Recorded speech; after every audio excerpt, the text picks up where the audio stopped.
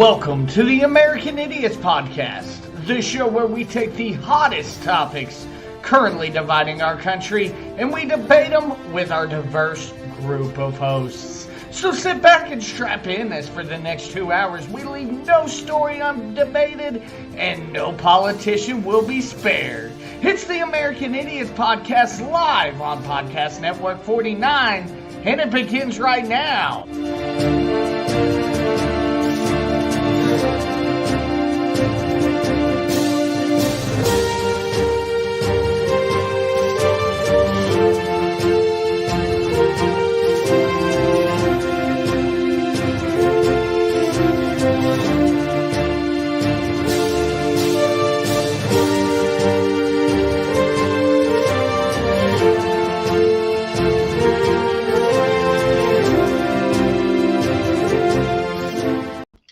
Good evening, ladies and gentlemen. Welcome into a brand new episode of the American Idiots Podcast. I am Money Mike. Going to be joined quickly here by my co-host, the Manic Hispanic, but we got a lot to get to tonight, so I'll keep it short and sweet. Of course, if you're watching on Facebook, go ahead and give the page a like and share it on your timeline. If you're watching on YouTube, give us a like and hit the notification bell so you'll be notified whenever we upload, which, of course, Mondays at 7:30. Central Time. And finally, if you're listening to us in the audio-only version, either on Spotify, iTunes, or wherever you get your favorite podcasts, go ahead and give us a like. And on Apple iTunes, if you can, please leave us a 5-star review. But with that being said, I'll go ahead and bring on my co-host for the evening, the Manic Hispanic. Manny Hispanic, how are you doing this week? I'm doing wonderful, Mike. Been a really kind of relaxing weekend. Hey, that's good to hear. So not too much going on, just steady working. It's, living the American dream, right? It's always nice whenever you can go ahead and enjoy a nice day, the fruits of your labor, so to speak. Hey, I had a pretty nice day too. We graduated our class, our training class on Friday, so pretty much nice. Now I'm looking at trying to overhaul the entire training curriculum, so this will be fun. Gonna go through that, but hey, sometimes that can always be interesting. Sometimes it goes smoothly, but most of the time it's quite a curve in learning. Yeah, it's definitely going to be fun, and it's definitely going to be a work in progress. So, Manny, we got quite a few cases on here. Some of them stretch from strange to just wow. And we're going to start off with a substitute teacher who was suspended. I don't know if he's been fired yet, but as of the last time I looked, he was suspended for showing support and saying he understands the logic behind Vladimir Putin's decision. And we have a story from WDVM. New tonight, a substitute teacher at Arlington Public Schools in Virginia has been suspended after telling students that he supports Vladimir Putin's decision to invade Ukraine and telling them that they should be reading news from Russian propaganda outlets. 65-year-old John Stanton made the controversial comments as he was subbing for an 8th grade Spanish class. The school system was then notified by concerned parents. A spokesperson declined to comment on the suspension. However, we have learned that Stanton has worked as a substitute teacher in Arlington for over 2 years. So, Manny, number one, the fact that he was teaching a Spanish class that has nothing to do with maybe this comes up if you're a history teacher. Maybe this comes up. Just really history is the only reason why this should come up. But he's not only telling them that he supports them, he's encouraging them to read the Russian propaganda piece Sputnik News. He told them that he personally supports the logic that Vladimir Putin used. Who on earth thinks Vladimir Putin used any sort of logic in this decision making? Well, the way he tested the waters several times, I guess, as an avid Risk player, I don't know how often you've played the game of Risk, but but it is all about how you move your armies around the board. So Vladimir Putin did put some thought into, hey, we're doing war games, so y'all don't worry about what we're doing over here. And then next thing you know, he's crossing the border. Very true. And I mean, if you look at it strategically, the way he's done it is, from the playbook. It's nothing special. He's just coming in from every side besides, obviously, the NATO side. He's right, coming in from three sides. So he pretty much has the country surrounded. So it is somewhat intelligent. I don't know what's going on with the convoys running out of fuel and that kind of stuff. I mean, that seems somewhat stupid. I wonder if the teacher shows support in that. Another thing that I'm wondering too, though, we talk about his strategy and how beautiful it is, but was it beautiful in that now we're hearing stories of Russian commanders, running away from the conflict and what have you, because they were lied to and they were told, hey, the Ukrainians are wanting us here and things like that. Right. Well, I'm just telling you that from a standpoint of how he went about it, it could have been perceived as smart. I don't agree with it by any means. I think that a better deal would have been to try to work with the Ukrainian president, the Ukrainian nation, to strengthen a reliance on each other, a group, not necessarily to take control to show that Ukraine is still part of Russia, but to befriend them to show that, hey, the Ukraine's still part of Russia. Absolutely. And, one of the interesting things that it wouldn't make sense if he did that, because his biggest thing that he said, obviously we all think he wants to put together the old Soviet Union, but one of the biggest things the biggest gripes he had was the Ukraine possibly joining NATO. Well, how do you prevent them from joining NATO? You become friends with them and say, hey, you don't need to join NATO. You don't need them. We'll do our own treaty. Yeah, but instead he decides that he needs to go in there and kill the Ukrainians and commit massive war crimes. I mean, you shared the story after we talked about it last week about the vacuum bomb he dropped. Right. War crimes. This is the closest we've gotten to a nuclear bomb being dropped in a war zone since World War II. That's crazy. And that was something that my wife was asking me about. What happens if he does decide to launch nuclear weapons? Well, I've honestly asked myself this, and does it depend on if he hits a NATO country? Or at that point, is all bets off? And see, and that's what I was telling Erica, was that at the point he launches missiles, there are so many nations that are going to be tracking where those missiles are going. This isn't, the 40s or the 50s or even the 30s when we weren't sure what was going on and you had to wait until a bomb actually detonated. Right. We track that stuff now, and if we see that something's coming toward the United States, it can be shot down. If something's going toward Britain, it can be shot down. These countries have enough time to take care of that. So no warhead is actually going to hit its target. What we will have to worry about is the fallout of nuclear radiation.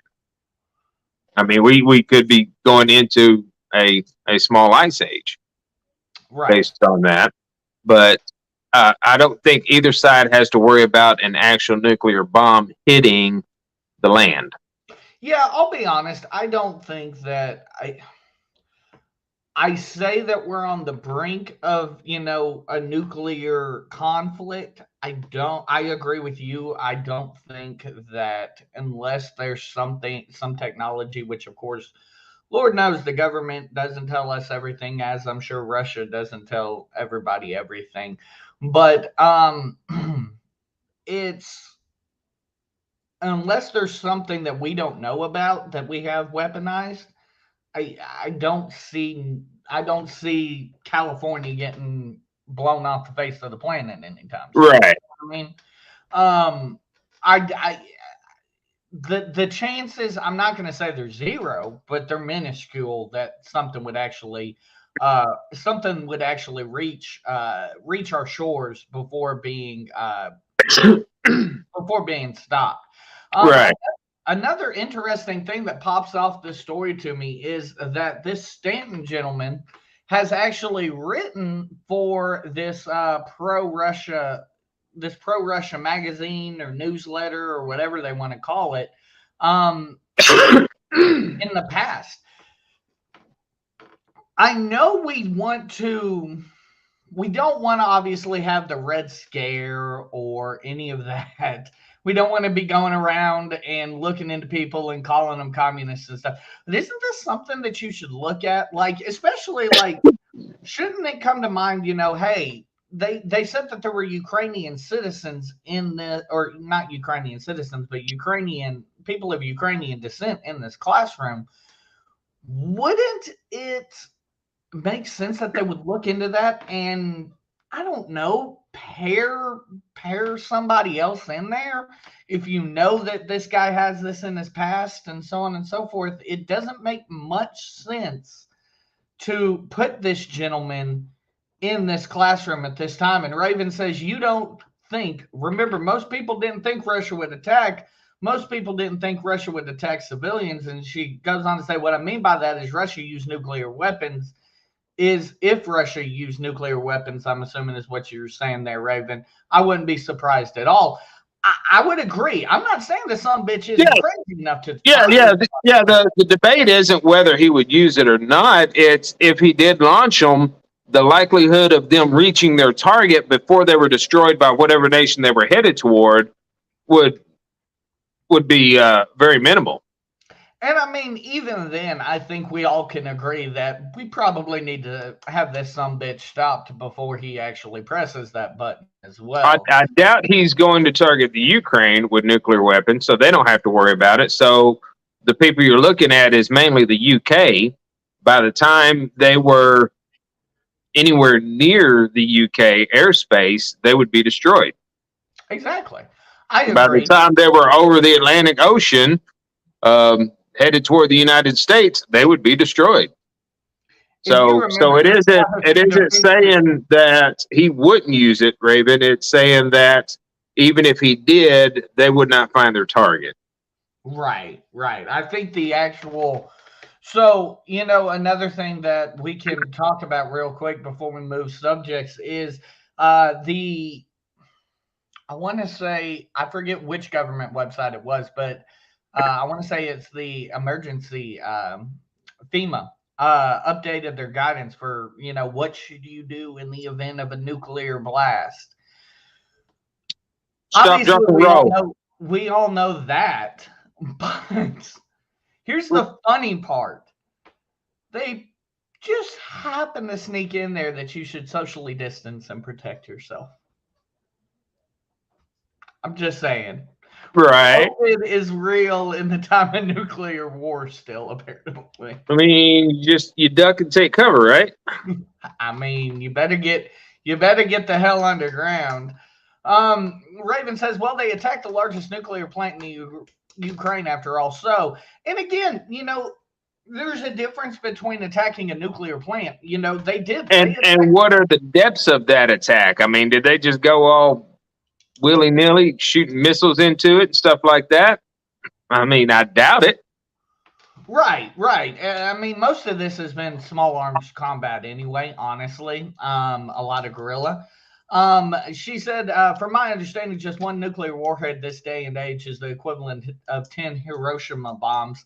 I'm not sure about that, but again, here's the thing. It's got to detonate. Exactly. And if it detonates over the ocean, it really doesn't hit its target. Unfortunately, a lot of fish probably. Like I said, we still would have to deal with the nuclear fallout from it. I guarantee some areas will still be affected. Oh yeah, climate change and that kind of stuff. But I mean, as far as a Hiroshima type event, I don't see it happening. Now, one thing I do want to say, of course, they did attack Chernobyl, where the largest nuclear issue happened since World War II. Back in, I want to say, what was that, 91? Or was it earlier than that? I don't remember. It was either early 90s or late 80s when Chernobyl happened. But anyway, they did attack that. I think they actually took that over. It was flip-flopping back and forth. I haven't seen the latest. 1986, Raven says. They did attack it. Luckily, I think we would have known by now if something would have happened. I'm hoping that they were smart enough not to go in there. A lot of this, though, you've got to realize. Well, from what they were saying was the Russians were actually going through Chernobyl in order to get to areas of the Ukraine. So it's not that they attacked it. Well, they took it over. I mean, there still was a fight. They definitely took over or attempted to take over the Chernobyl power plant, or the nuclear site at least. But what a lot of people, I think, fail to realize, they see the rockets, they see everything that's going into the major cities. But what people, I think, are failing to realize is a lot of this is small arms, no bombing, so on and so forth. In Ukraine, a lot of Ukraine isn't city and isn't developed. Here's the thing. They wouldn't have the same strategy. I was sitting there looking at this like 40-mile long convoy that they were talking about last week. I'm just sitting there thinking, I'm like, they do realize, like, they have to be confident in the fact that we're not going to step over that border, or we're not going to get involved, because they're a sitting target right now. And that's 40-mile long convoy may look impressive, but it's a fucking target. That's one of the things I was going to ask you. What are your thoughts on the lack of real help that NATO has given to the Ukraine? Well, I wouldn't say that the Ukraine hasn't really received help from NATO. Do I think they've gone far enough? No. And Biden actually brought that up in the State of the Union that we'll get to here in a little bit last week. I want to see more. I want to see more of these Stinger missiles. I want to see more of these Javelin missiles that are destroying Russian tanks. We've seen that they're effective against Russian tanks. The only thing that I think is making the U.S. government and NATO as a whole hesitant is, are we throwing money into a hole that isn't going to win? I think it's a declaration of war. While Russia has attacked Ukraine and Ukraine are fighting them off, for NATO to actually get involved, they have to declare war. I want to say I had sent something to you about that. For NATO to get involved, they would have to declare war. And here's right. Because, and again, I hate that our ability to help somebody is tied up in the fact that, oh, they're not part of NATO, or they're not part of this alliance. I absolutely despise that, and it hurts me to my core. But because they're not, and we don't have enough interest in that area, unfortunately, all we're going to be able to do is help them out with weapons and what have you. Raven says it was, that Z word plant that was attacked and had the whole world on the edge of their seats the other night. And absolutely. Right. I mean, that's the Ukrainian power plant. Before that, Raven had said Chernobyl's been seized by the Russians, but I thought Chernobyl was always in control of the Russians. No. So the Ukrainian, I think they described it, it's about, so I didn't even realize this until this situation happened, but it is about, I think they said 25 miles outside of Kyiv. So it's about 40 miles from the border to the north with Belarus. Okay. I didn't realize that. I was thinking that Chernobyl was still part of, or in the Russian territory. But like the U.S. not putting in the no-fly zone. I think we did actually send them financial help, but how far does that go? Well, hell, the ghost of Kiev is enforcing his own damn no-fly zone. Well, from what I heard, that may all be fake too. That it's just a story. Give us one little glimmer of hope, man. I happen to see a report that said that it may be a false story. I certainly hope not, because that really is giving a lot of the Ukrainians hope. I can tell, just based on the things I see. And again, this is a very unique conflict. I'm going to call it a conflict because honestly, it's David versus Goliath. But it's a very unique conflict in the social media being such a big part of it. Right. I'm actually shocked on a few things. It surprises me that China has kind of denounced what Russia's doing and didn't jump onto the fence of, hey, lightly. Now we can get our stuff going. I did say China sanctioned some people, and we'll go into that here in a little bit. I'm surprised that NATO hadn't shown more force to try to push Russia back. Even if they don't go into the Ukraine and actually fire weapons from Ukrainian side to Russia, to really beef up the borders right there with Ukraine and kind of flex. It would be like a big brother standing behind little brother while the bully's standing there. I'll give credit where credit's due. I think NATO stepping up. Nobody accounted for that. I think NATO stepping up is what's putting China back in their place. Raven, I've heard that rumor as well. Here's the thing, and I don't know Zelensky too much besides what we've learned about him over the past 2-3 weeks at this point. But what I do get the impression of is that he's not leaving unless it's in a body bag. I really don't think he's going anywhere unless it's in a body bag. I think number one, he's given all of us a crash course in how to be a leader over the past couple of weeks, because the guy is literally leading from the front. And it's very unique, but we'll get into all of this here in a little bit. We got Russia here in a little bit. Let's go ahead and change up subjects to the a New York judge has ruled against the attorney general there in the state of New York in the NRA case, where basically she was suing to have this group, the National Rifle Association, who everybody, it's very polarizing. Love it or hate it, but the NRA to have them dissolved. Here's the thing I'm interested in all of this. Her basis for all of this was she's saying that she was seeking to have the NRA dissolved, as well as she was seeking to not allow the officers of the NRA to sit on the board of any charities within the state of New York. And this is something that she actually ran on and got elected on. This was part of her platform, was Donald Trump, the Trump Organization, and the NRA. So obviously this is a big blow, but here's my thing.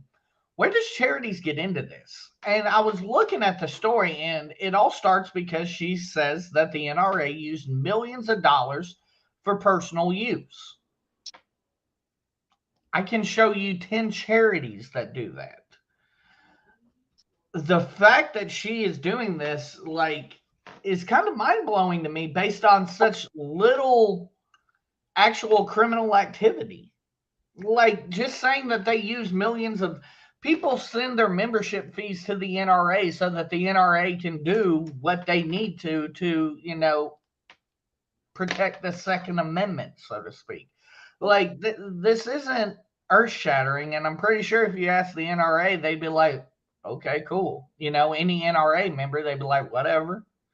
There is a little bit of you accepting and us all accepting the fact that some of these organizations are going to use your money for things other than what you think that they should be used for. Right. Even like the Salvation Army, it's like only 15% of what you give goes toward the actual cause. Right. Everything else goes towards all kinds of crap, Do people's you salaries. so do It's you crazy. do you think that this is weak like I do? Her whole basis for, oh, well, the NRA spent millions of dollars on, and she's not even getting into it. She's just personal use. Right. Um, yeah, I think it's all blown out of proportion. And that's probably the biggest reason that judges has ruled against it. Absolutely. And the attorney general said, we are disappointed that the judge ruled against our dissolution portion of the case. We are considering our legal options with respect to this ruling. I don't see that. I don't see that they're going to get anywhere. She initially filed the lawsuit in 2020 saying that the NRA and four of its current and former top executives contributed to the loss of more than $64 million by failing to properly manage its funds and failing to follow state and federal laws as well as its own bylaws and policies. Again, Who's to say? I mean, exactly. these are their policies. These are the people that are making decisions on where that money goes.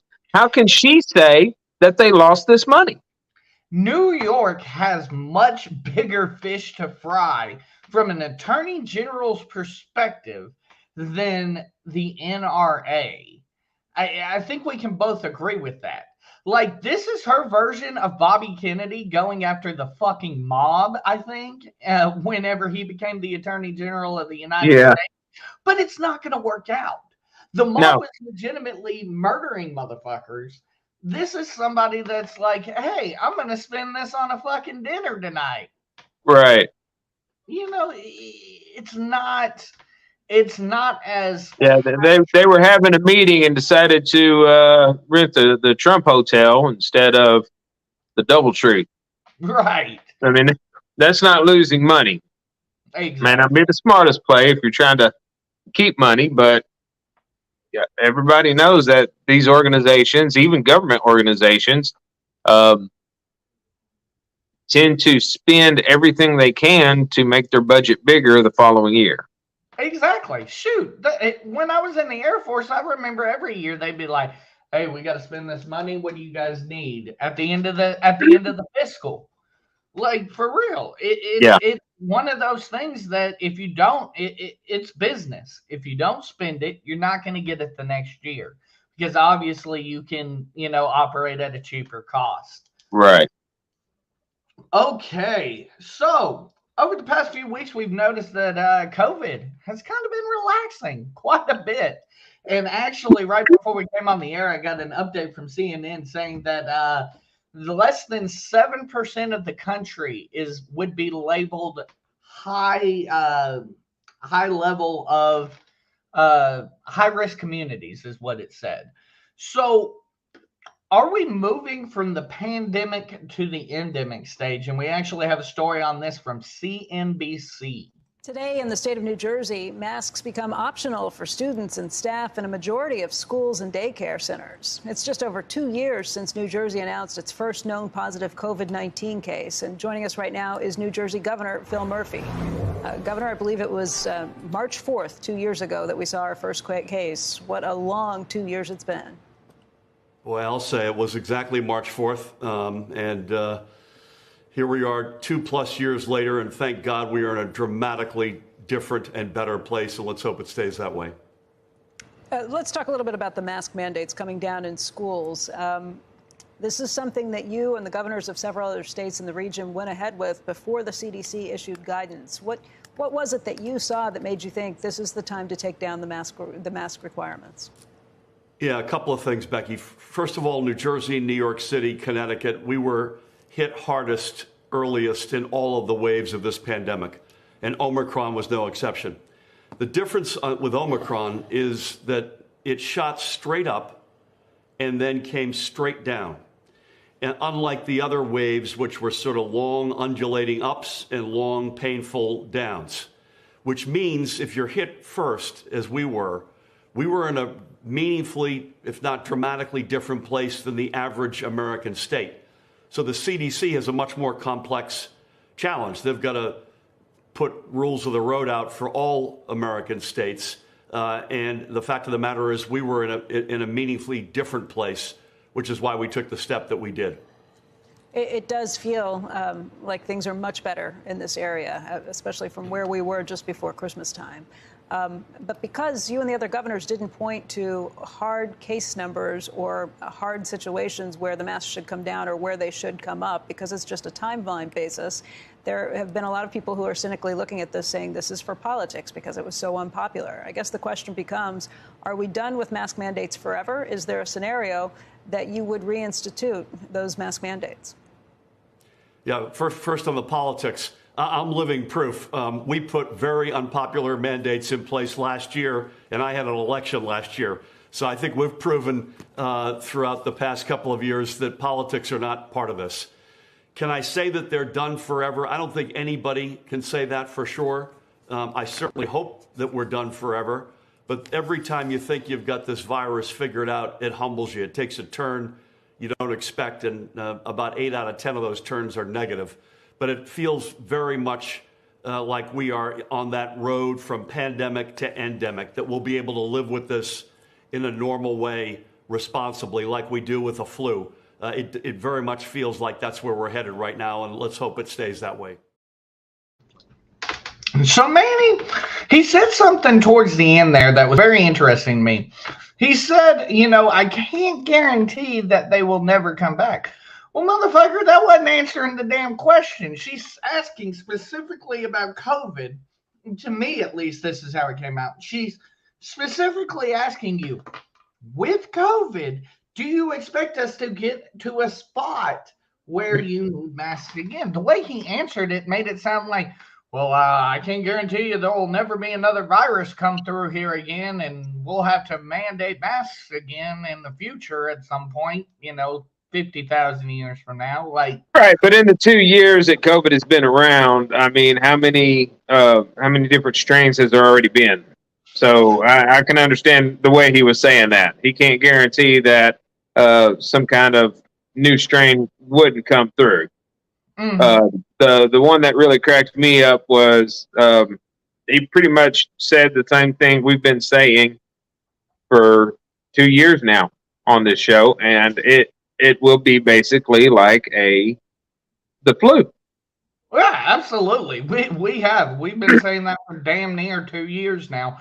And here's the thing with it being, downgraded as we're looking at it, it basically being a flu. He said that he never politicized it. That's BS. It's been politicized from the beginning. On both sides. Democrats will run to say that Republicans aren't following the science, and then Republicans will run to say, and now here over the past 14 days, which I realize is a small sample size out of 2, almost 3 years now that we've been dealing with COVID. I understand a 2-week process is or a 2-week sample size is kind of minimal, but now we're looking here, and I've literally over the last week asked myself, was it the Democrats that were following the science, or was it the Democrats that were altering the science and altering the results to meet their narrative? And was it the Republicans who were honestly following the science? I've told you from the beginning the way they were handling it, I never agreed with. The way they were trumping up their numbers based on the narrative they were pushing.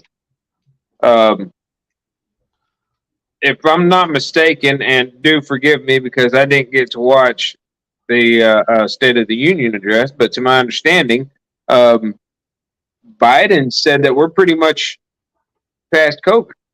Did he not? Pretty much. He said, he pretty much said that we're past COVID, and he's pretty much. It seems like we're going to get done being beat over the head with, hey, go get your vaccine. Hey, do this. It seems like now it's kind of like, hey, do what you want. We're to a point where we can endure. Right. But you still have places out there that are requiring masks. Right, right. Which, I mean, so Manny, me and you may disagree on that. Again, same as any other business. Even before COVID, if you wanted me to, if you wanted to No ask me to shirt, wear no a mask, shoes, no service. Yeah. yeah, that's your prerogative. And I don't think we're ever fully going to see these people that are a little bit hypersensitive. You know, maybe they do have pre-existing conditions or what have you. I don't think we're ever going to see people just completely drop masks across the board in businesses. I think here in next week. Last thing I heard. Now this was before all of this started dropping, but like in Memphis in a week, when we go to the zoo, and I believe when we go to the National Civil Rights Museum, me and my wife are going to have to wear masks. Unless something, unless they've changed. Changes between now and then. Yeah. Honestly, let's hope so, because it's been Right. But yeah, and I mean, I fully intend to comply because that's the business's prerogative.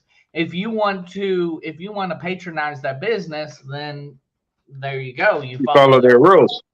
Otherwise, go find another business. There's plenty of zoos in the world. There's plenty of museums in the world that you could go to.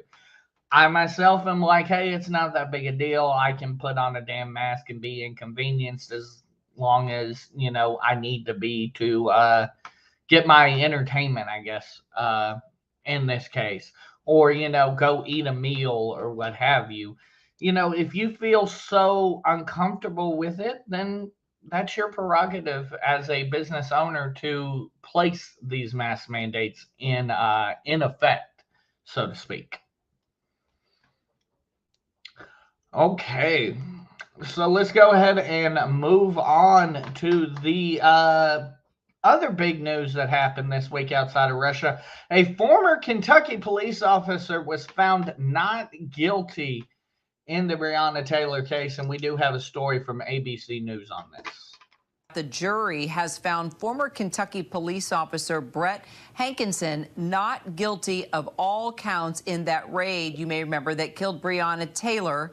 For more now, Alex Perez on the phone with us. He has been following this story from the very beginning. Alex, I guess tell us what we know right now, and then let's give a little background and context to how this story went down during that raid.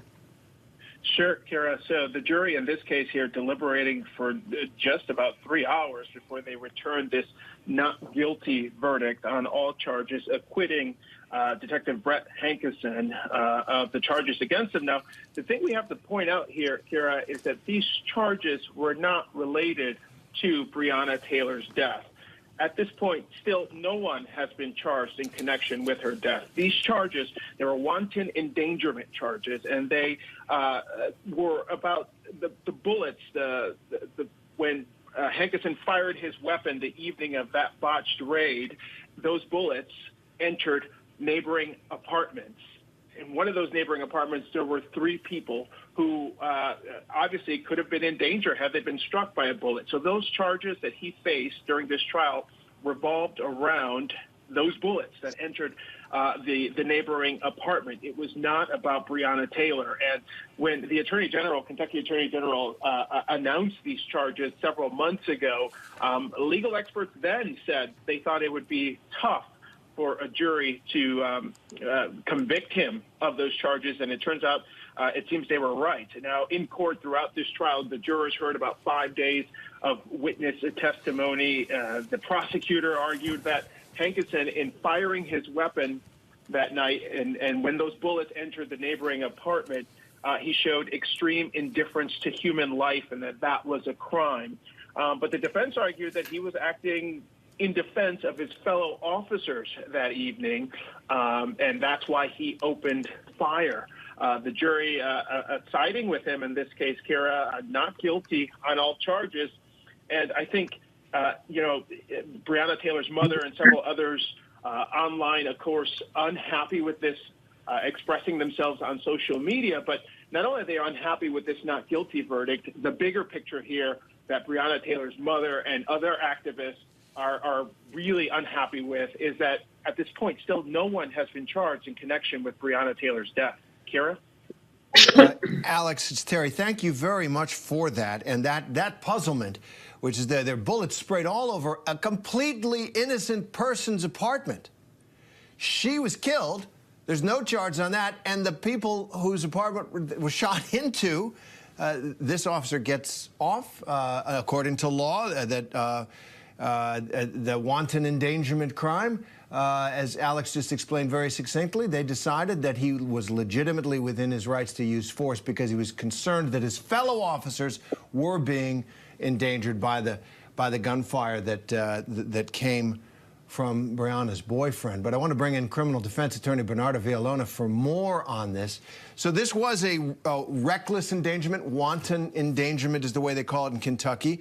A person commits a crime when he or she is wantonly engages in conduct which creates a substantial danger of death or serious physical injury to another person. Now, Bernardo, to a lay person, they're spraying bullets all over the place. Now, do police get an extra pass there because even though they were completely wrong, didn't belong in that apartment, shouldn't have been there, shouldn't have been firing their weapons at these people? Is this an example of essentially that we give police obviously more authority to use lethal force, and even when they get it wrong, more leeway from juries? Yeah. So, Terry, it's not that the police are getting more leeway for getting it wrong. What it is that, look, we determined that there were many issues with the search warrant, and those issues with the search warrant is what led to the death of Breonna Taylor.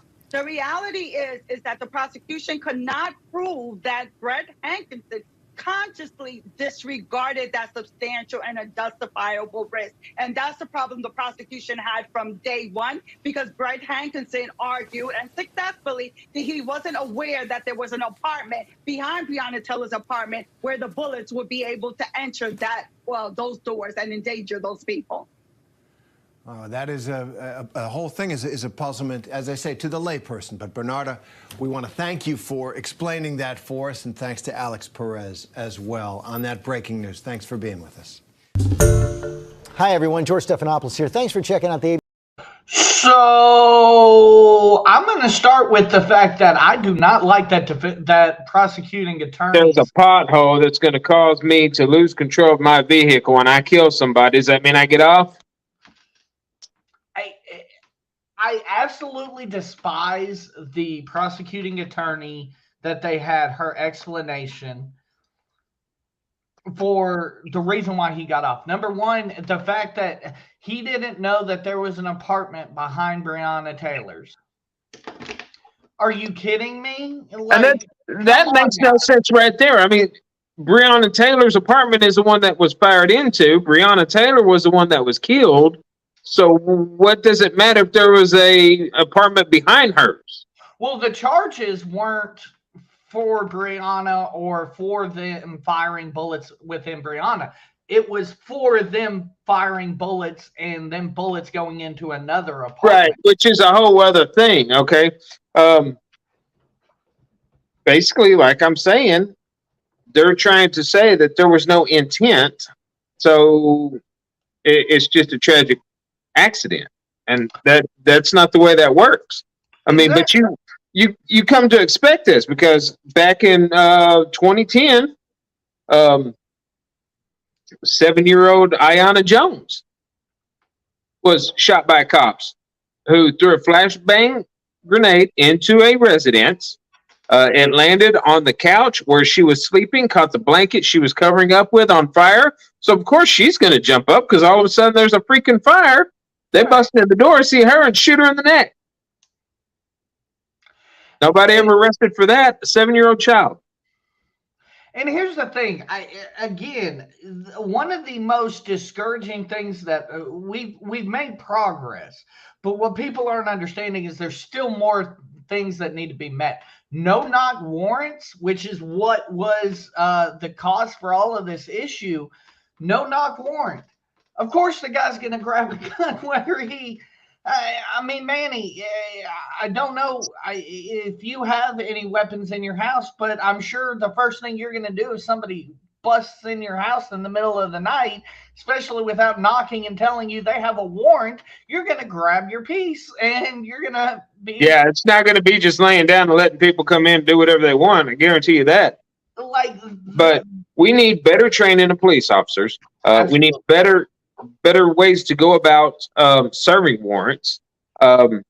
This whole thing is freaking crazy because they come up with these excuses and they're bullshit. I was protecting my fellow officer. What were you protecting your fellow officer from? The mistake that you and your fucking police department made by executing a no-knock warrant on somebody that happened to be armed. And they decided to defend themselves against you. Yeah. That's where I am, like, for real. The fact that, number one, we only got this wanton endangerment charge and we didn't get a murder charge is still mind-blowing to me. She was asleep in the motherfucking bed. Oh, well, just, I guess, casualty of war. Like, and I can't remember the gentleman's name, but there's a gentleman who, upon hearing somebody banging on his door, answered the door with his gun because he didn't know who's banging on his door. Police shoots him dead. Mm-hmm. Absolutely. Well, he came to the door with a gun. Yeah, there was a reason he came to the door with a gun. And but police always escalate everything to these points. You know as well as I do, I don't like giving President Biden any credit. But another thing that stuck out to me in that State of the Union that he said, and we're going to get to that next, the thing that he said was, I'm not saying defund the police. I'm saying we need better training. Everything that me and you have been yelling about, and, we have all been yelling about over the past, 2.5 years here on this podcast, he said, I want better training. I want a more, applicable police force. I want people to use applicable force. The fact that rules of engagement apply in a war zone, but they don't seem to apply in America with police and civilian interactions is just appalling to me. Yeah, it's crazy. The rate at which police arrest people is just stupid. I mean, seriously, you have people with rather large egos who think they have a badge that tells them they can do whatever they want to do. And hopefully we're moving towards an era in policing where we can get rid of some of those people and we can weed out those people. But again, this right here is proof to me that we haven't moved as far as we need to. Right. Well, big questions. Okay. Last month, maybe the month before, we had the story on the officer that was choked by her supervising officer because she pulled the officer off of a suspect that was already handcuffed and in a car. Mm-hmm. Whatever happened with him? I don't know. All that stuff just kind of fades away. Exactly, it does. And that's the same thing that happened with this Ayanna Jones. It does.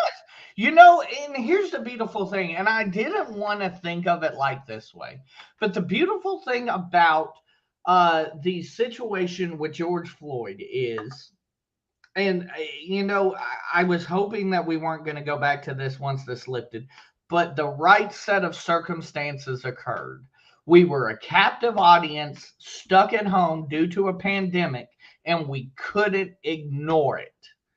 And now, unfortunately, we aren't, and people are ignoring it. Yeah. And it's sad because, again, you make so much progress over this time where COVID is going on. But again, there's so much more work. You don't see people still out there saying, hey, 6 months to a year and a half ago, we would have been seeing people in the streets over this. Right. We're not now, and it's unfortunate because, Breonna Taylor lost her life. Like you said, Ayanna lost her life. This 8-year-old girl lost her life. The guy, I believe we're talking about the same one. The guy was playing video games in Yes. his underwear. Yes. Yeah. Lost his life. These are things that need to not only be corrected, they need to be prosecuted, and it needs to happen now. There is no statute of limitations on murder in this country, and that's exactly what each of these situations were, and the police need to be held accountable for it. Are you able to pull YouTube videos up into these? Yeah, depending. I was watching a video the other day of it's I think the name is called Lackluster. It's people that have run-ins with cops, and there was a police officer who forgot to turn his body camera off, and as he and the other officer was walking away from a person that they just really did not like because that person was standing up for their own rights and was actually right about it. As they're walking off and get out of earshot, this officer says, 20 years ago, that person would have had a bloody nose. 30 years ago, that person would be dead. That's embarrassing. So is is he basically telling on himself? Yeah. Is that the way he handled stuff 10 and 20 years ago? If the police system was where we needed to be, if the police system was where everything needed to, go, and by the way, if you find it, I think you're in the studio version. If you click that share button, you can share your screen and play that video. But, that guy should have been fired immediately on the spot. Like, no pass go, no collect $200. Your ass needs to be gone. Because he makes threats like that today. Tomorrow he acts on them. Well, what I'm thinking is in the past he has acted on them. In the past, that's the way he did handle it. And I said 20 and 30 years. I think it was 10 and 20 years. He had been on the force for 24 years. Mm-hmm. So that tells you, 10 years ago what he was doing and 20 years ago what he was doing. Right. Absolutely. Absolutely. Well, let's go ahead and move on to probably one of the bigger topics that we're going to have tonight. The State of the Union occurred last Tuesday, and we have some highlights from Time Magazine from the address. 6 days ago, Russia's Vladimir Putin sought to shake the very foundations of the free world, thinking he could make it bend to his menacing ways. But he badly miscalculated. He thought he could roll into Ukraine and the world would roll over.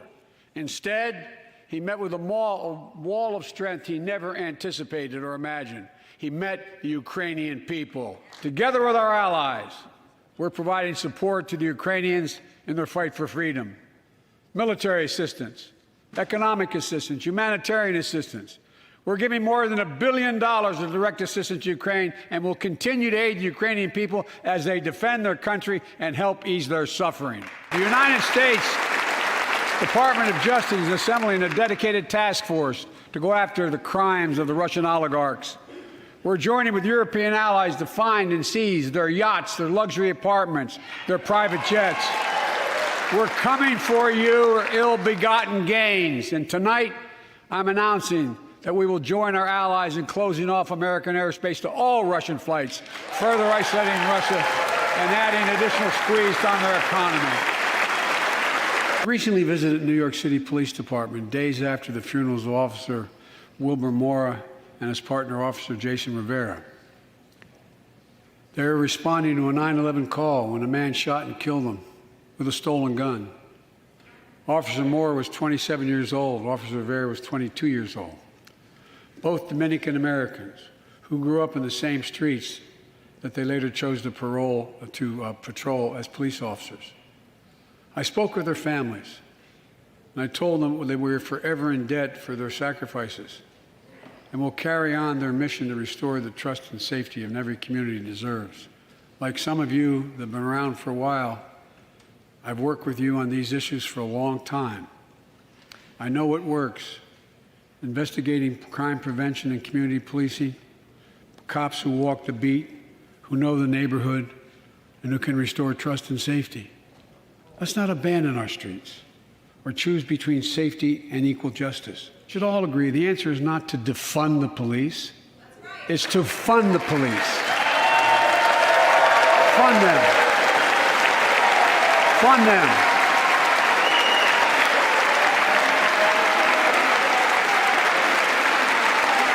Fund them with resources and training. Resources and training they need to protect our communities.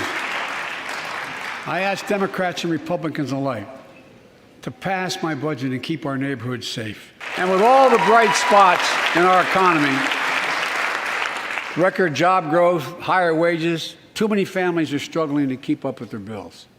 Inflation is robbing them of gains they thought otherwise they would be able to feel. I get it. That's why my top priority is getting prices under control. And so we have a choice. One way to fight inflation is to drive down wages and make Americans poorer. I think I have a better idea to fight inflation. Lower your costs, not your wages. And folks,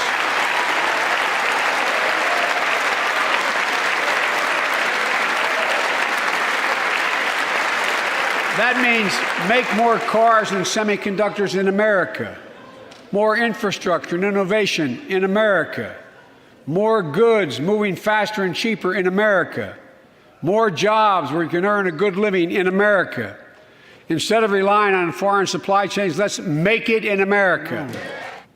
Now is the hour, our moment of responsibility, our test of resolve and conscience, of history itself. It is in this moment that our character of this generation is formed. Our purpose is found. Our future is forged. Well, I know this nation. We'll meet the test, protect freedom and liberty, expand fairness and opportunity, and we will save democracy. As hard as those times have been, I'm more optimistic about America today than I've been my whole life, because I see the future that's within our grasp, because I know there's simply nothing beyond our capacity. We're the only nation on earth that has always turned every crisis we've faced into an opportunity. The only nation that can be defined by a single word: possibilities. So on this night, on our 245th year as a nation, I've come to report on the state of the nation, the State of the Union. And my report is this: the State of the Union is strong because you, the American people, are strong. We are stronger today. We are stronger today than we were a year ago. And we'll be stronger a year from now than we are today. This is our moment to meet and overcome the challenges of our time. And we will, as one people, one America, the United States of America. So, Manny, you heard some of the highlights there of the first actual State of the Union address by the Biden administration. And, you know, I just want to hit some of the quick points. You did hear what he said about funding the police, not defunding the police. What did you think about that? I mean, it's certainly interesting to me that he made that statement after the way he ran and what he ran on. Now, I'm not disagreeing with the statement. I completely agree with the statement that we need to fund the police. Right, but it's kind of a backpedal from where he was coming from originally. Absolutely. Absolutely. The other big one, I appreciate how strong he was when he spoke about Vladimir Putin in Ukraine. Made a very, very valid point, talking about how Vladimir Putin expected us not to step up. And, you know, I'll admit, after a little coaxing, we finally did. But we did step up. And I like the fact that he's going to continue to send funds and everything like that. What did you think about that part of the speech? Very good. You know, got to applaud him on that. Like you say, credit given where credit is due. Mm-hmm. But, I mean, my biggest question is who wrote the speech for him? Because it was not a Biden speech. That was not a Biden speech. It wasn't. I completely agree with that. One thing. So since we can agree that it wasn't Biden's words, how much of it is he really going to follow? And that's also the very. I woke up the next day thinking, okay, I mean, you said all of this. You were strong on Ukraine. You were strong about funding the police and making sure they had better training. All of this. How much are you actually going to do? One of the funnier things about it, and I even again kind of caught myself smiling when he said, when he was talking about how he wants to make all of these goods and things like that made in the USA. It's funny to me how they want everything made in the USA, just like the Republicans, but the one change is the Keystone XL pipeline and any type of fuel or energy. They don't want that done here. That's they want to let Russia ruin their. That's a big question there. Okay, because they shut down trade with Russia and oil to damage their economy. Mm-hmm. So what was the purpose of shutting down ours? Very good point. I mean, if that's what damages economies, then why would he knowingly do that? Ooh, very, very valid point. And, I don't have an answer for you. The interesting thing about all of this is the fact that they can say these things, and just like you said, when do you deliver? Right. He mentions that he wants all of this stuff for the police, but I don't know if you caught this, but he said, pass my budget right now. Well, yes. The budget also has Build Back Better. Right. So you're telling us that you only care about this as long as we pass Triple B, which let's again address this. I actually got into a debate with Mel over this the night of the State of the Union. She said, what's wrong with Build Back Better? I said, here's the thing. We can focus on Build Back Better. We can focus on making these electric cars and so on and so forth. But here's the thing. That shouldn't be our key focus right now. Build Back Better is the worst polling legislation in the history of this country. There is no way that you get Build Back Better passed. We need to drop it. We need to drop it and move on. Take it as a loss. At least when Obama was able to push through Obamacare and the Affordable Care Act, he had some support. He had the American people, the majority of the American people behind him at that point. And there are things that we need to do. Build Back Better isn't completely wrong. Right. There are things that need to be looked at. The infrastructure of the United States desperately needs to be looked at. Bridges, overpasses, the way the cities are built in this nation today need to be rethunk, because everything is built based on automobiles, and we need to get away from that. Whenever they started zoning for your residential areas to not be able to put a grocery store in a residential area, well, now you're forcing people to have to either take public transportation, which is sad in most cities, or to own a car, which hurts the middle class, hurts the low class. So we need to stop focusing on automotive priority building. I would absolutely agree with that. But then, the beautiful thing about it seems like BBB is a like two-part document. There's the great infrastructure that you're promising us, but then there's the pipe dreams, as I call it. Oh, we need 150,000 charging stations for electric vehicles all across the country by next year. No, President Biden, we don't. Here's the thing. I expected President Biden to come out and actually give a speech from the perspective of a president who is polling in the 20 percentile. But what he did was he doubled down on a lot of what he said. He doubled down on Build Back Better, all of that. Yeah. He doubled down on Green New Deal, The Green New all Deal. of that crap. And what he's doing is he's single-handedly sabotaging himself. He has done nothing to improve his poll numbers.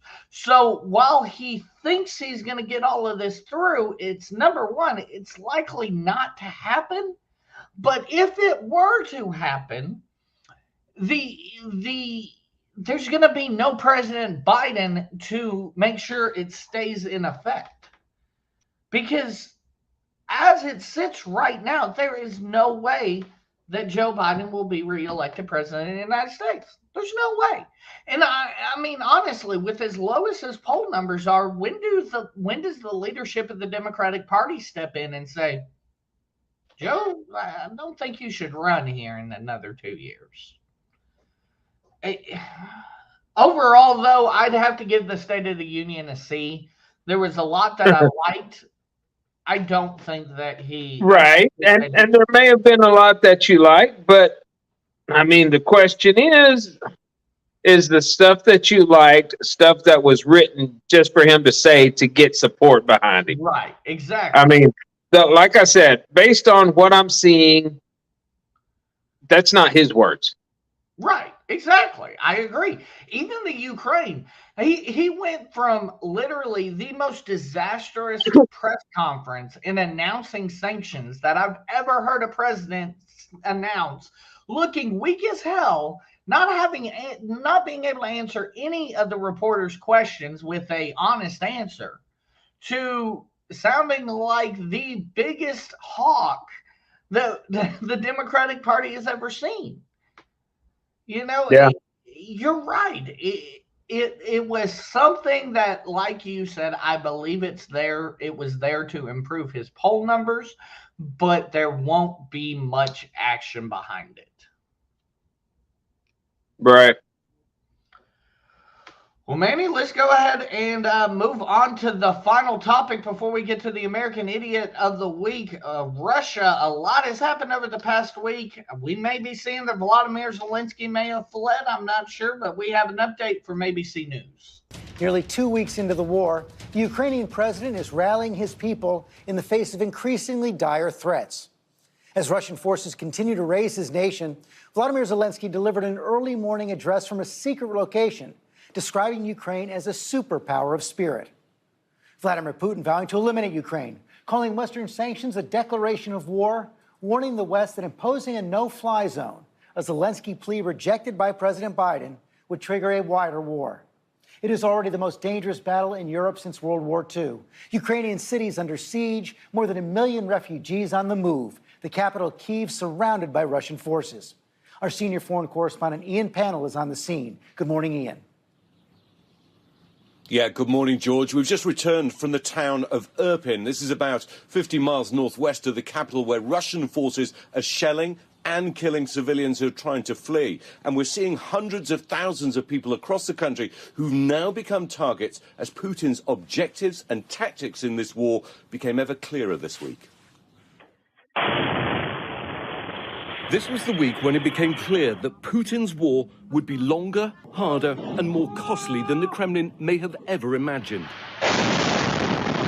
What had been unthinkable 10 days ago is now happening daily, as seen in videos posted to social media by people throughout the country. Russia is pounding cities across Ukraine as its forces slowly occupy ever more territory. With the fall of Kherson in the south, 5 major cities are now being gradually encircled. And the Russians switching tactics. If the first phase was largely military targets, this week saw shelling of civilian sites, including residential buildings, using heavy artillery and missile strikes indiscriminately. Homes leveled, government buildings shelled, oil depots hit, a TV tower struck, and schools razed to the ground. Even Europe's largest nuclear power plant being caught in the battle. And in much of the country, the wail of air raid sirens has become ubiquitous, as many Ukrainians eke out a subterranean existence. These Ukraine's air raids are going off around the city every half an hour or so. We're just heading down into a metro station where a lot of residents are now living and spending the night. Russia's thought to have hoped that its shock and awe attack in the first days of the invasion would lead to a quick capitulation. The opposite has happened. Putin's forces have met ferocious Ukrainian resistance, inflicting painful casualties on the Russians, who now admit to a rising number of war dead. Columns of Russian armor have been destroyed. Others simply abandoned, short of fuel and supplies. And in a sign of the slow pace of their advance, a huge Russian convoy that was bearing down on Kyiv last Sunday has barely moved since. And President Zelensky, perhaps more defiant than ever, formally applying to join the European Union and telling me at a press conference a few days ago that he'll do whatever it takes to protect his people. For how long can you hang on? I don't know how long, he told me. It doesn't depend on time. It depends on us. Posting videos from central Kyiv, Zelensky dressed in combat fatigues, addressing his people in an effort to show strength and reassurance. But Zelensky's angry that he won't get the no-fly zone he wants from NATO. Adding, all the people who die from this day onwards will die because of you, because of your weakness. Amid the sounds of war, Russia and Ukraine have held 2 rounds of ceasefire talks in Belarus this week. Russia agreeing to humanitarian corridors for 2 cities that it violated almost immediately. But in Moscow, Putin insisting that everything is still going to plan, despite evidence to the contrary. Almost overnight, the country's become a pariah state, major international companies divesting, and the US going after Putin's supporters and some of Russia's richest men, sanctioning 19 oligarchs and 47 of their closest associates and family members. The Kremlin's response has been to plunge ever deeper into tyranny. In the past week, authorities have moved to try to snuff out what was left of Russia's free media, imposing full military censorship, blocking Facebook, Twitter, and the BBC's Russian service. But this is a dangerous moment. Without a face-saving off-ramp, Putin may not be able to turn back, and anything less than victory in Ukraine could threaten his own position. And with more people on the move and Russian tanks advancing, this crisis, this war, looks almost guaranteed to get even worse. George, I've seen this playbook firsthand in Syria, in the city of Aleppo, where Putin's forces unleashed this mass bombardment of civilian areas to drive out the population before land forces then move in to try and seize control. I think the biggest difference here, though, is the size and strength of the resistance. President Zelensky speaking again just over an hour ago, again asking for a no-fly zone, and if that can't be provided, asking for fighter jets. It still feels, though, like we're in the very early stages of this war. George? It is brutal, and we're going to bring those questions to the UN ambassador in just a moment. But right now, let's bring in our military analyst, retired Colonel Stephen Gannon. Picking up on what Ian just said there, Steve, this is not the war Putin bargained for. It certainly isn't, George. Some of the things that we're looking at is the gross incompetence of the Russian military. The third largest military certainly is not performing that way. But the Ukrainian military is really what the real surprise is here. The way that they've been able to improvise, the way that they've been able to trade space for time. They're focusing their defenses around the key cities of Kharkiv and Kiev and Kharkiv. But right now, all the Russian movement is down south, where the Ukrainians aren't focusing their defenses. So does this enhance the prospects for a negotiated peace, or have we crossed that Rubicon? I think at this point, it's going to have to be a negotiated peace, George. The Russians cannot achieve their political goal. Putin cannot achieve his political goal. One military analyst is saying that within 3 weeks, the Russian military will be exhausted. The economy might not be much better. But the way that this battlefield looks right now, Mr. Putin cannot accept this. He cannot look for a settlement here because this map is a humiliation. And you're saying he doesn't have the means for a long-term occupation? He doesn't have the troops. He would have to probably double or triple the number of troops that he has in Ukraine right now. But we think that what will eventually happen is that the settlement will occur, and he will have to negotiate some kind of face-saving agreement. Steve Gannard, thanks very much. Hi, everyone. George Stephanopoulos here. Thanks for checking out the ABC News. So, Manny, a lot of interesting things that came up there that I hadn't even thought about. Number one, Do you think that Vladimir Putin may have actually managed to lose this? It was Yes, yes. Because he thought it was going to be such a slam dunk.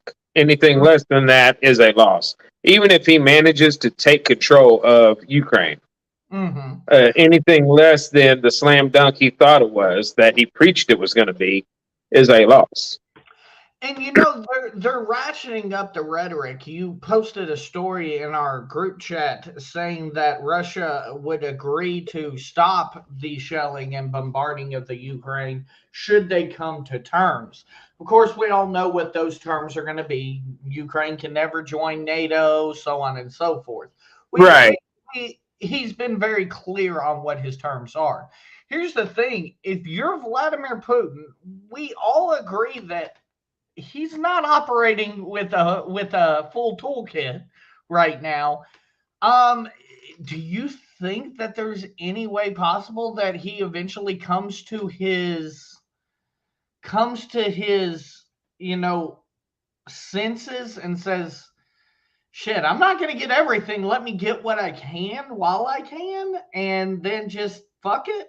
Or do you think they're going to have to get to the point where the Russian army is just completely exhausted and, finally relax? The question is, what's going to happen first? I mean, I doubt that the Ukraine is going to give in. I don't either. I with Zelensky, and again, this speaks to the leadership of Volodymyr Zelensky. He is, I don't think with any other leader you get this kind of fight. I think Volodymyr Zelensky is the reason why the Ukrainian people are willing to fight like they are right now. Right. Like you said, he is very much the poster child of what a leader should be. Absolutely. Raven says Jeffrey's uncle and aunt, along with 2 young children, live in Kharkov. Just a few short days ago, they finally evacuated their apartment. Next day, a building near it was shelled. You see these things. Who's Jeffrey? I believe it is her husband. Gotcha. But you see these things, and I follow a person on TikTok that gives daily updates. Right. She's I guess you could consider her an American living in Ukraine. She was born in Ukraine, came over here for college, stayed a couple extra years, then went back. Right. And she gives updates every day about the situation. And there's some times where she's like, "Hey, yo, I'm scared." But we talked about the ghost of Kyiv earlier, and you said that may not be true. But one thing that I've noticed amongst the Ukrainian people, not as much as Zelensky, but another equal thing is this ghost of Kyiv situation is giving these people, hope as well. Yeah. There's nothing wrong with that. If it isn't true, I hope they never find out that it isn't true. You know what I mean? Yeah, I by no means am saying that it's not a bad situation over there. Lord knows I would not want to be in any degree of a situation like that. But it is hard to say, okay, we are going to declare war and come and fight this battle for you. I don't think we can. Legitimately, I don't think so. I think there's plenty of support for us sending all of this aid, sending the money, so on and so forth. I think there's plenty. But the second you say, okay, now we're going to actively get involved in this, that's a different kind of, hey, I'm asking you for support. Right. It was very easy for George W. Bush after 9/11 to say, hey, I want to go whoop some ass in Afghanistan. But you notice it wasn't so easy for him when he tried to pivot to Iraq. Right. The other big question is, what do you do with the refugees? You've got people like the reporter was saying, they're going down into the tunnels of the subways just to get away from possible shelling. Well, so, not only that, you've got the people that are flooding into the European Union. They were saying 1.5 million people have fled the Ukraine into the European Union. Right, but I mean, the fact that they're getting out of the area and have a better chance of being put up into a hotel or other rooms or stuff like that, I would put them on a bit of a higher level than people that are sleeping in a subway tunnel, right? Because they can't make it to the border. Absolutely, absolutely. What can be done about that? Is there a way that we can go in to help them, even if we don't come in and say, okay, we're going to take this fight on? Is there a way to help those people? And I don't see a way forward for that. If Russia finally agreed to these humanitarian corridors, like the article said there, and then immediately went back on it. Like, again, we're not dealing with people that are doing the right thing. You can't trust them. And any incursion into that Ukraine border, I feel like, would be seen as a declaration, like you said, of war. An act of war. Yeah. We're in it now. We're right. in it now. Another thing, though, that I think could potentially have massive foreign policy issues for the U.S. A women's basketball player over the weekend was arrested in Russia. She plays over there in Russia during the offseason for the WNBA. She was arrested for, I believe there was I think they said 3 vape pens of THC that they found on her, and she was arrested. If you're the Biden administration, you have to get involved here, don't you? That's. I would think so. Yeah. It's a prisoner of war situation, but it's kind of a prisoner of war situation. And again, you have to look at the accusation. Is the accusation, how accurate is the accusation? Did she actually have somebody, or did they realize, hey, we got an American, we can pin this stuff on her? Exactly. And that was my first thought was, oh shit, number one, she should have gotten out of there a hell of a long time ago. Right. The fuck. But number two, yeah, what if they did pin something on her? This is international shit on the highest level. We expelled 3 agents. This was kind of quiet compared to the Ukraine story, but we expelled 3 UN diplomats for conducting espionage, which, for those that don't know what espionage means, spying. Yeah. Inside of the U.S. The Russian something minister, whatever the fuck he is, he's a bastard, said something, basically said, hey, that's an act of aggression. If Russia is trying their best, I don't know why. Maybe it's because of something China said, but they're trying their best into goading us into this. I think they're trying their best into making us throw that first punch, so to speak. Right. That's what I was going to say. It's the long-standing deal that you say what you want as long as you're not the one that throws that first punch. Mm-hmm. As long as the other person throws the punch, you can always blame it on them. Exactly. And it seems like that's exactly what Russia wants us to do, is throw that first punch. And I'll give credit where credit's due. We have managed to keep our head about us, but I mean, how much longer can this last? We talked about earlier about sending money and continuing to send money, but at what point are you and this is an unfortunate thing to think about, and I don't want people to think that I'm saying we should abandon the Ukrainian people or anything, but at one point do you say, okay, this is a losing cause, Vladimir Putin's going to end up occupying this country, and we need to focus more on making sure that people are getting out of there rather than, continuing the fight. Right. I can't answer that either. I'll tell you this much. I think eventually we're going to get to a point where Ukraine cannot sustain.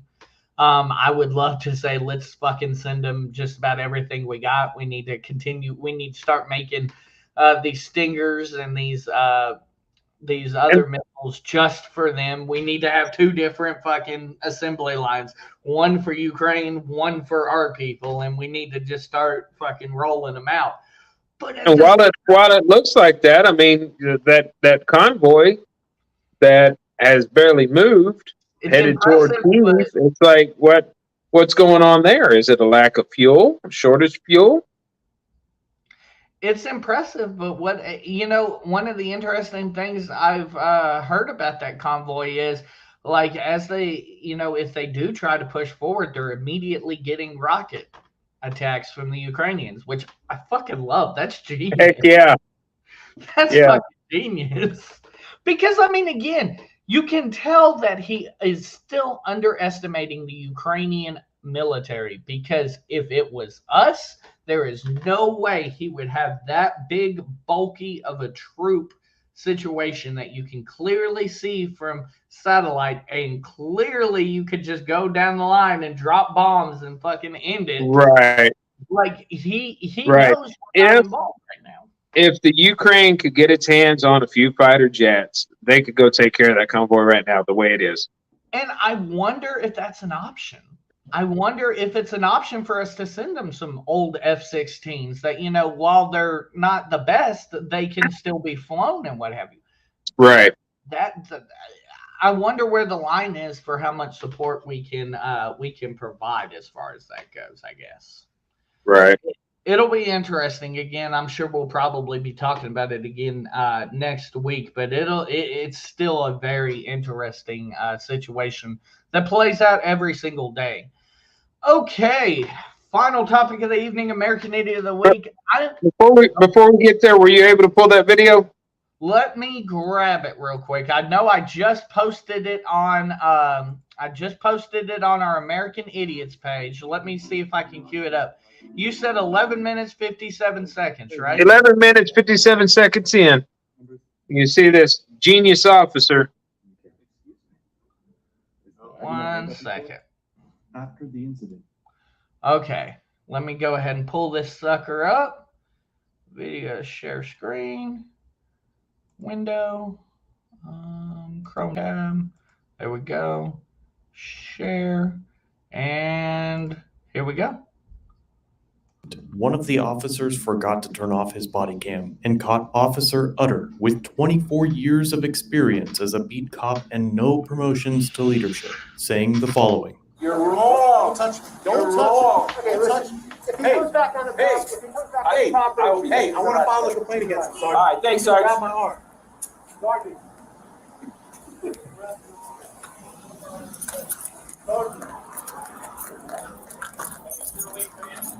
Who? Is he still here? Yeah. I want to file a complaint. I'll wait for him. Where's Steve go? He's out a while ago.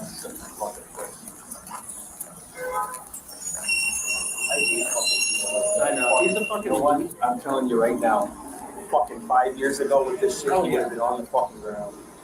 Absolutely. 10 years, 20 years ago, that motherfucker would be dead. He'd be fucking just keep it. Officer Utter may have just unwittingly testified against himself that he has either witnessed or committed the acts he just mentioned. He has served for 24 years, long before there were body cams and the widespread use of cell phone cameras. His comment that 5 years ago Long Island audit would be on the ground more than likely is referring to a time where body cams and viral cell phone videos didn't expose officers from lying about brutalizing innocent citizens. Doubling down on his mistake, he declared that Long Island audit would have been dead 20 years ago. The question now becomes, has Officer Utter witnessed or taken part in a homicide 20 plus years ago involving a citizen standing up for the... That's the kind of stuff that I see on a regular basis because I watch a lot of those videos. That. Yeah, that's actually interesting. And shout out to Lackluster for that great content. My goodness, that's just, I cannot believe he said that. Like, and then the other cop too. Like, the other cop was not doing any favors. He should have been like, "Yo, calm down." You know, Right. You know, he's like, "That guy's a fucking loser," and all of that shit. Right. So, Again, and all this gentleman had done was taking a camera into a library, which is a public building. He had, whenever people asked what he was doing, he said he was doing his First Amendment right to videotape in a public space. Right. And the police were called for that. That's what a lot of these auditors do. They will take a camera into a public space because it is our First Amendment right to record anything that you can see from public. Right. You cannot trespass the eyes. So anything you can see with your own eyes in public, you can film in public. And there's a lot of people that get bent out of shape on that, and they will call the cops. And because the cops are ignorant to the actual Constitution and get an ego about them that you're going to do what I say you do, you get into situations like that. 5 years ago, that motherfucker would have been on the ground. 20 years ago, he'd have been dead. Yep. So that is where we need better education on the police. We need more training. So I was glad to hear Joe Biden say that. Granted, I know it's not his words, but it would be interesting to see if something like that actually happens. Absolutely agree. Absolutely agree. Okay. American Idiot of the Week time. Mine's going to surprise you a little bit. This week, my American Idiot of the Week is going to be Marco Rubio, a guy that I actually supported in the 2016 presidential election. Reason being, Marco Rubio was privy to a briefing that was attended by Volodymyr Zelensky. Marco Rubio was told not to tell anybody that Volodymyr Zelensky was on this briefing. What does Marco Rubio do? The first thing?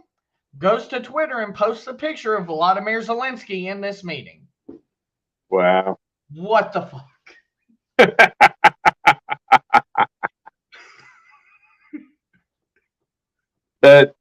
What the fuck? I don't know. I can't tell you what he was thinking, what he was hoping to gain by that. Oh, That is crazy.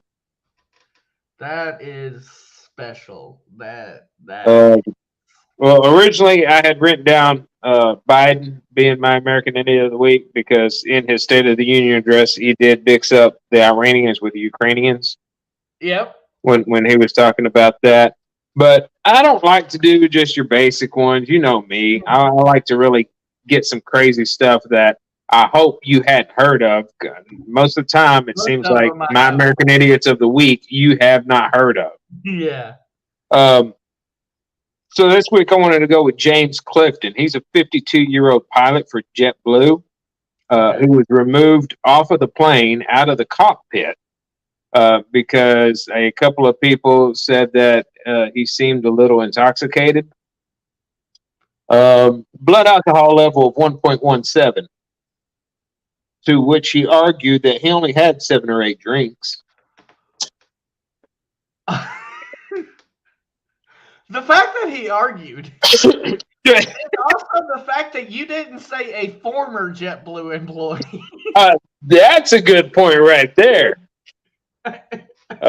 So yeah, to my knowledge, this just happened last week. It was like toward the end of last week. Oh, shit, there ain't no red tape. You got that's cutting dry fire. So yeah, 1.17. I mean, that's over the legal limit to drive. I would assume that an airplane has just as strenuous rules as a car. Well, and I think the FAA's rule is you can't have had a single drink within the past 12 hours before you fly. So, I mean, I'm just saying. Right. The fact that this guy's arguing, period, is kind of right. Wow. Yeah, that one really cracked me up. That His argument was he only had 7 or 8 drinks. Oh my goodness, that's hilarious. Well, Manny, that's pretty much all we got for tonight. Is there anything else you want to bring up before we get out of here? Not that I can think of, sir. Right on. Well, ladies and gentlemen, for the Manic Hispanic, I am Money Mike. We'll see you next week on another episode of the American Idiots. Good night, everybody.